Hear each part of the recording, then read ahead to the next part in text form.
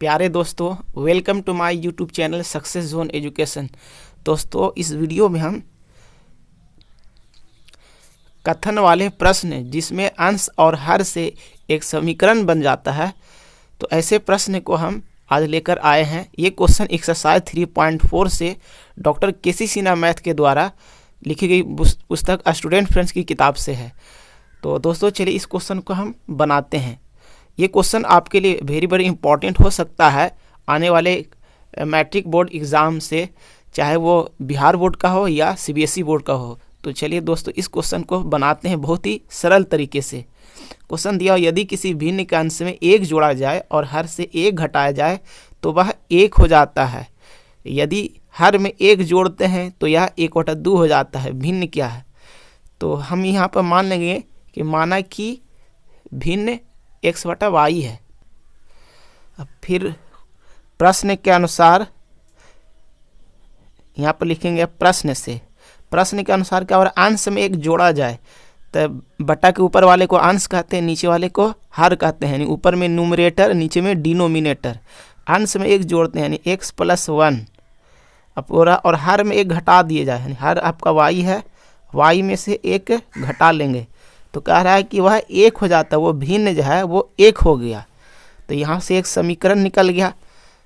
तो यहाँ से x+1 बराबर हो गया y-1 को 1 से गुना करेंगे तो ये y-1 ही होगा। तो ये जो है चर पद है y को इधर लेके आएंगे तो इधर प्लस है, इधर आने पर माइनस हो जाता है। अब +1 इधर +1 है। अच्छा, इस -1 को इधर ले आते हैं तो इधर +1 हो जाएगा।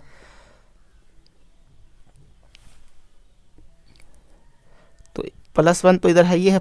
अब प्लस फिर ये +1 हो जाएगा तो +0 हो गया।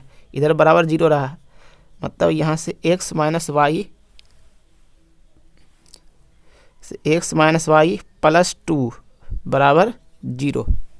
तो इस समीकरण को हम फर्स्ट मान लिए।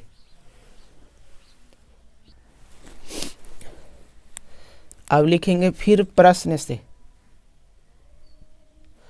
अब फिर प्रश्न कह रहा है कि यदि हर में एक जोड़ते हैं तो यह 1/2 हो जाता है। अंश के बारे में कुछ नहीं बोला था, अंश एक रह जाएगा और हर में एक जोड़ देते हैं। हर y है, इसमें एक जोड़ देते हैं तो ये आपका भिन्न 1/2 हो गया। तो यहाँ से एक समीकरण मिल गया। तिरछे गुना कर देंगे, तिरछे क्रॉस मल्टीप्लिकेशन कर देंगे। 2x बराबर y+1। तो यहाँ से आपका हो जाएगा 2x -y-1 बराबर 0। इस समीकरण को हम सेकंड मान लेंगे। अब देखिए, यहाँ पर अब 2 समीकरण हो गया। इधर बराबर 0 है, बराबर 0। क्रॉस मल्टीप्लिकेशन करके यानी वज्र गुणन विधि से हम करके हम वैल्यू निकाल लेते हैं। वज्र गुणन विधि से हल करने पर यहाँ पर लिखेंगे x बटे, ये बड़ी सी लकीर खींचे, x बटे जब लिखेंगे तो फर्स्ट समीकरण का गुणांक -1 लिखेंगे और उसके नीचे में सेकंड समीकरण का गुणांक, यहाँ -1 है तो -1 लिखेंगे, यानी ऊपर में -1 और नीचे में भी -1। उसके बाद फिर अचर पद वाला गुणांक लिखेंगे। यहाँ +2 है, यहाँ -1 है तो +2 और -1। ये ऐसा करने का हम बता चुके हैं। फिर लिखेंगे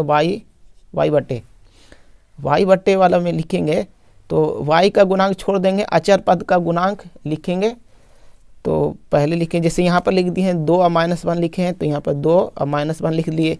अब जब y का लिख रहे हैं तो पहले लिखेंगे अचर पद वाला, उसके बाद लिखेंगे x का गुणांक।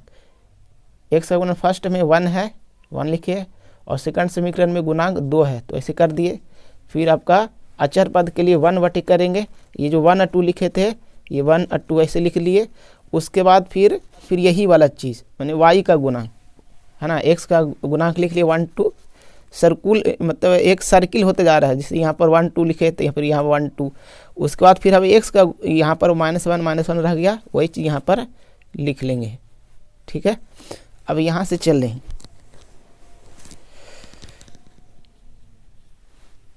ये हो गया तिरछे क्रॉस मल्टीप्लिकेशन होगा, वज्र गुणन विधि यानी क्रॉस मल्टीप्लिकेशन मेथड से चल रहे हैं। तो यहाँ से लिखेंगे x बटे ये -1 गुने -1 क्या हो गया, -1 गुने -1, फिर माइनस दे देने के बाद ये -1 गुने 2, -1 गुने 2 बराबर y बटे फिर लिखेंगे 2 का गुना 2 से, फिर माइनस देने के बाद -1 का गुना 1 से, फिर 1 बटे करेंगे तो 1 गुने -1, फिर माइनस देने के बाद 2 गुने -1, तो ये मेरा हो गया। दोस्तों ठंड का दिन है इसलिए कंबल में बैठ करके बनाना पड़ रहा है। अब यहाँ से नीचे जगह फुल हो गया है। अब यहाँ पर हम इसको हम देख के यहाँ पर बना रहे हैं। यहाँ पर x बटे लिखे, यहाँ पर कितना हो गया, -1 गुने -1 कितना हो गया 1, तो 1 लिख लिए। और यहाँ पर माइनस गुने माइनस प्लस 1 हो गया, 1 गुने 2 बराबर 2 का 2 हो गया। यहाँ पर लिख लिए 1 + 2 बराबर y बटे यहाँ पे क्या 2 दूनी 4 और माइनस गुने माइनस प्लस 1, 4 + 1 बराबर फिर 1 बटे कर देंगे। तो यहाँ पर हो जाएगा -1 और माइनस +2, -1 + 2। अब यहाँ से सिंपल सा हो गया x बटे y बटे 4 × 1 = 5 बराबर 1 बटे 2 में से गया 1, मतलब यहाँ सबका हो गया x बराबर 3 और y बराबर 5 का 5। फिर नीचे लिखेंगे अतः अभिष्ट भिन्न बराबर x बटे y, जो लिए शुरू में लिए थे, x का वैल्यू आया 3 और y का वैल्यू आया 5। ये मेरा हो गया फाइनल आंसर। दोस्तों आप सभी लोगों को इस क्वेश्चन का सलूशन कैसा लगा, अच्छा लगा तो इसे आप लाइक ज़रूर कीजिए, चैनल पर नए हैं तो इसे ज़रूर सब्सक्राइब कीजिए और अपने दोस्तों में इसे शेयर अवश्य कीजिए, ताकि आप सभी दोस्तों लोगों का तैयारी शानदार हो जाए और मैट्रिक बोर्ड एग्ज़ाम में ज़्यादा से ज़्यादा तगड़ा मार्क्स लेके आएँ। ठीक है दोस्तों, फिर मिलते हैं जल्द ही एक नए वीडियो के साथ। शुक्रिया।